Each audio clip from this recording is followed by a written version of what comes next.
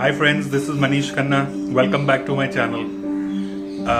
Last time I had shown the chocolate cake, and trust me, I have got a lot of people who made it at home and sent me images of it. And today I made a whole wheat eggless chocolate orange cake, very less sugar, because since my children are going to be eating it and I do not want them to be eating too much sugar. In case in the recipe, if you want it to be a little more sweeter, you can increase the sugar by maybe 2 tablespoons more. Enjoy this cake and do make it. Bake for a smile, bake for happiness.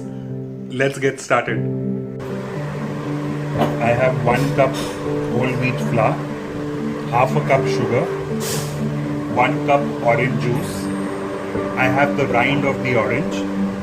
I have 1 tablespoon of yogurt, half teaspoon baking powder, half teaspoon baking soda, 1/3 cup oil, and I have got 100 grams of dark chocolate. We are going to be taking the chocolate which we had chopped up. We will put half of it inside and mix it up.